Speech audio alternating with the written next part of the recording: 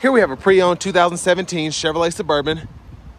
This one comes in the Premier trim level in tungsten metallic. And then we have jet black perforated leather interior. The powertrain on this Suburban consists of a 5.3 liter naturally aspirated V8 engine made into a 6-speed automatic transmission. And that gets us 355 horsepower, 383 pound-feet of torque. But coming around to the front end here, we do have HID headlamps along with LED daytime running lights, and we have halogen fog lights there. And even in 2017, or 2023, excuse me, this 2017 still looks fantastic. Just a few spots here and there. So this one was kept in pretty good shape to almost have 97,000 miles. 22s here. Tires have been recently replaced. We do get passive keyless entry on all 4 doors, and we have the molded assist steps here. Now going to the door panel, we have our power door locks. We have our power mirror controls, so we can adjust those anyway, and then we can turn the mirrors either side on and off, and we can power fold, and then we have blind spot monitors as well as turn signal indicators in those mirrors. And then we have one-touch automatic up and down windows for the front with express down for the back, and I'm glad that you don't have express up because that keeps you from rolling your kids' windows up, or kids' hands up in the window, excuse me. And then we have electronic rear child locks as well as a rear window lock out there. And I love this look here. Kind of have the faux wood grain, and then you have the storage pocket there, and then tons of storage in the door panel here with 2 bottle holders, and then memory seat function. And to set that, you just hit set and quickly hit the one you want to set. So it'll beep once, and then when you hit that, it'll beep twice to let you know that it's set. And then you do have a premium Bose sound system. There's our foot pedal brake. And then we do have the latch for the hood, so I'll open that for later. Headlamp controls are here. There's your auto mode there, and you can click here for the fog lights, gauge cluster brightness, heads-up display controls, and then over here we have our traction control as well as our adjustable pedals that we can adjust, and then a lane departure and parking sensor button there to toggle those on and off. And then over here, power tilt and telescoping steering wheel. And then we have our power driver's seat with 4-way power lumbar support there. But I scooted that seat a little bit too far back. That's about my driving position, being 6'3" with longer legs. So I'm gonna check out the leg room back here.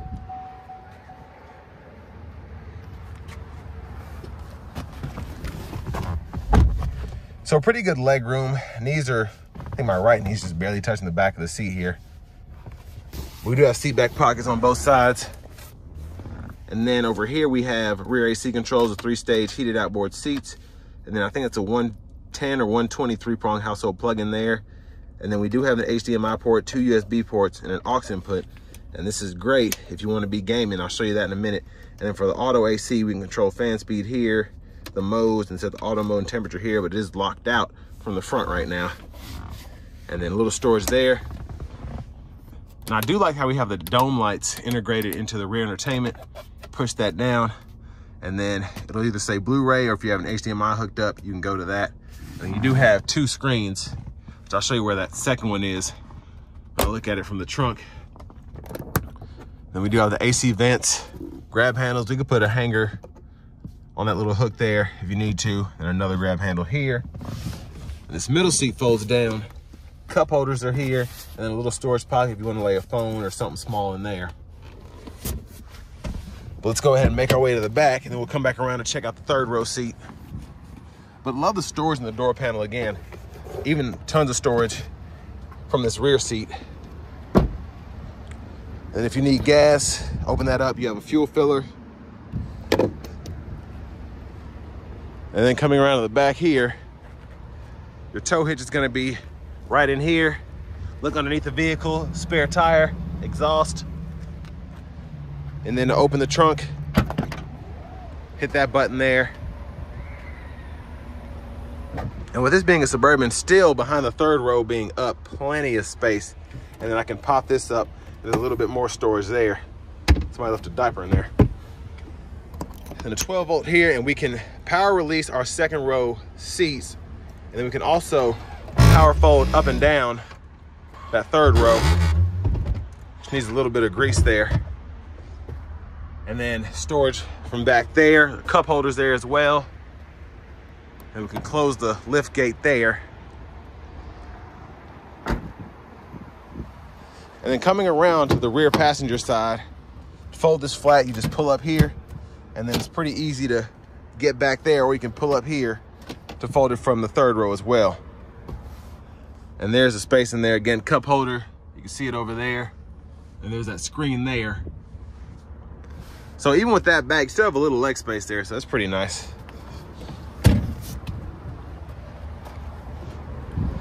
But coming around to the front passenger side, we get the same power adjustability, which is great. 4-way power lumbar, power seat back, power seat bottom. And then on both sides, the driver and front passenger, you get this little pocket here for additional storage. Then a lockable glove compartment here, and this one still has the owner's manuals in it. And then this one also has the luggage rack as well. If you want to put a carrier or something up top, you can do that. Let's go ahead and pop the hood. And there's that 5.3 liter naturally aspirated V8.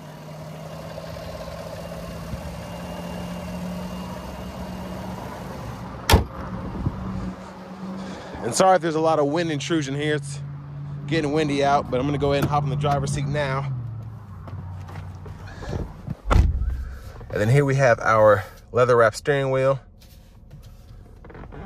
Over to the radio here, we do have navigation here, and to get to that, these indicators have been moved around. This is not how it comes stock, but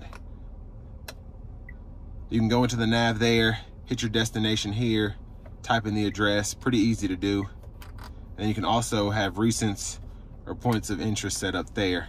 And then the menu here, you can go ahead and fool with that as well. Now, in terms of audio, we do have AM, FM, along with XM radio. And then we have Bluetooth audio, and you have the option to use wired Apple CarPlay or Android Auto as well. And then when you have an XM subscription, you have access to traffic and then weather too. And all of your settings are here. So you can turn on teen driver, rear seat reminders, and then set up all those settings for either Bluetooth, CarPlay, Android Auto, and then you have the Wi-Fi hotspot as well.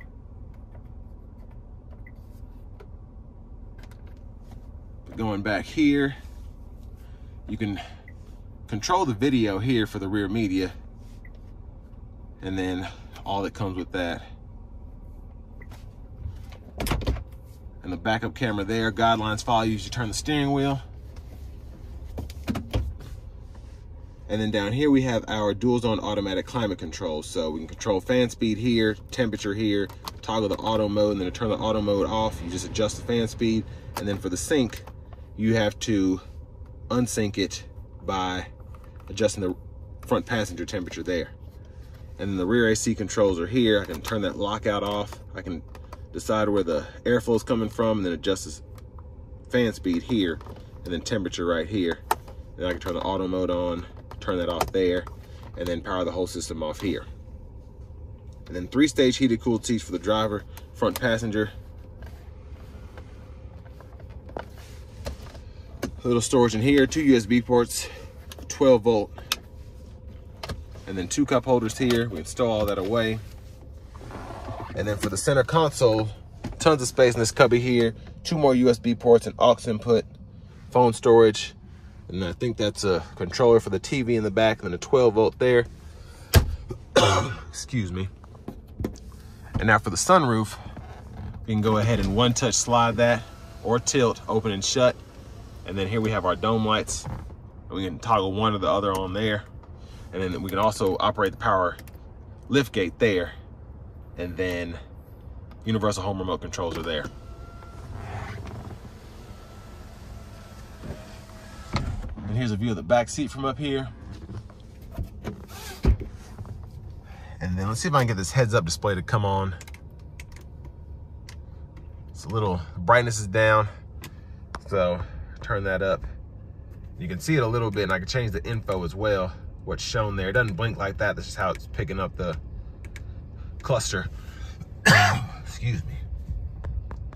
Now to the steering wheel, We have our cruise controls here, turn that on and off, set, heated steering wheel toggle, forward collision alert, gap adjust there.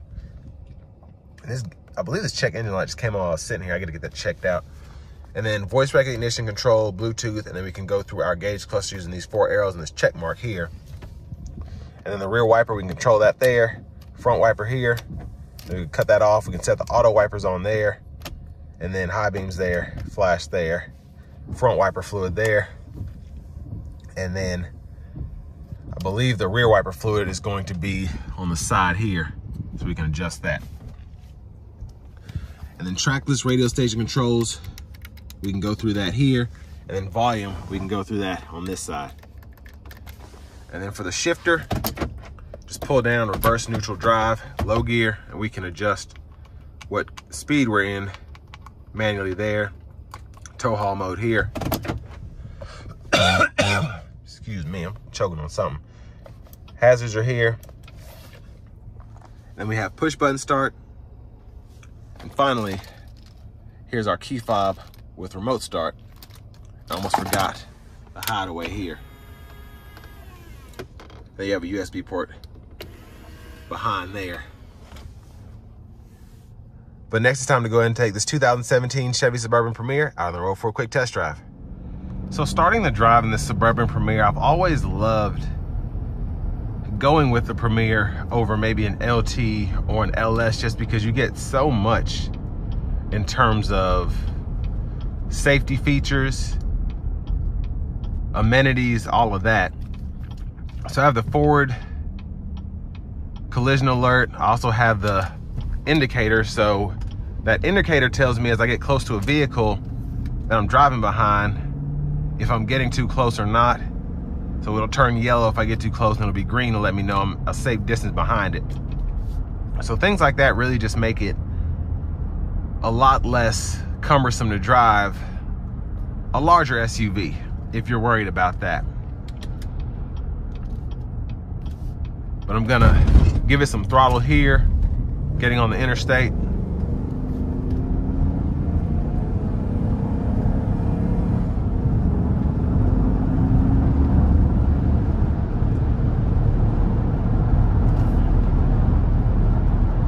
And I've said this before, if you're used to the 5.3 and you haven't driven the 6.2, you won't have any issue not having the 6.2, but if you're used to the 6.2, it's a noticeable difference in terms of power output, definitely. But for me, the 6.3 or the 5.3 has always just been enough for me, because I'm not gonna be racing in these. And pretty easy to drive down the interstate for the most part. And it does show me my instant fuel economy here, so I'm right at 17 miles per gallon.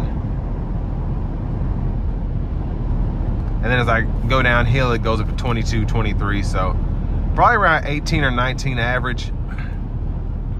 Doing the speed limit here, 70.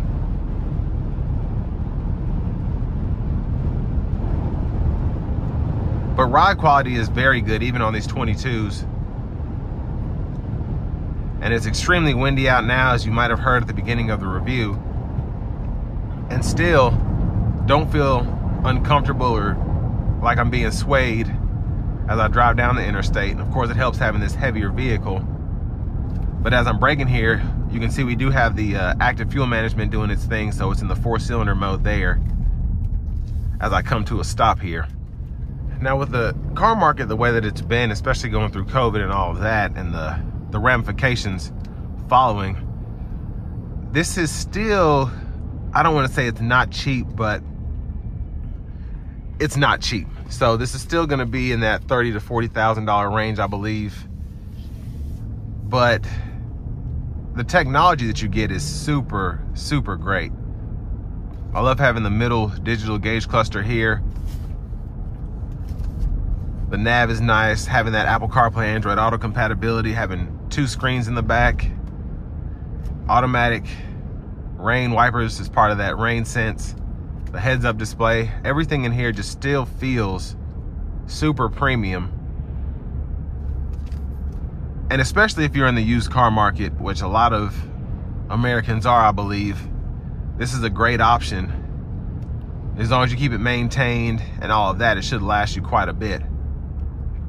But I always recommend getting an extended warranty if you can with something like this, because I know the 5.3s, people say that the lifters go out and then certain radio functions might start acting up. So I'm one of those people that would usually take that risk, but I also don't tend to get more high mileage vehicles, except for I have like a beater pickup truck, like an 04 Tundra, 200,000 miles on it, and everything in it is aftermarket, so I don't really have a lot of issue there. But around this mileage, I definitely recommend getting an extended warranty, especially if you're only going to be driving 10,000, 15,000 miles a year, to last you for probably how long you'll have the vehicle financed, if you do decide to finance it. But I digress. Really like how this Suburban rides, and I've said this about the Tahoes and Suburbans for years. That's one of the reasons people get them. Great ride quality. And again, it's pretty easy to drive for this big of an SUV, especially with all this technology. So having the blind spot monitors are nice. And then you do have that OnStar that comes standard on this.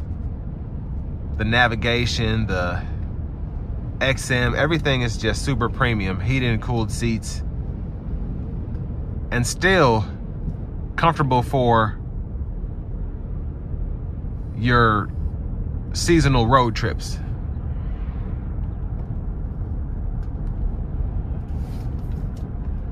But as I come to the end of this test drive, this will bring me to the end of my review of this 2017 Chevrolet Suburban Premier with a 5.3 liter V8.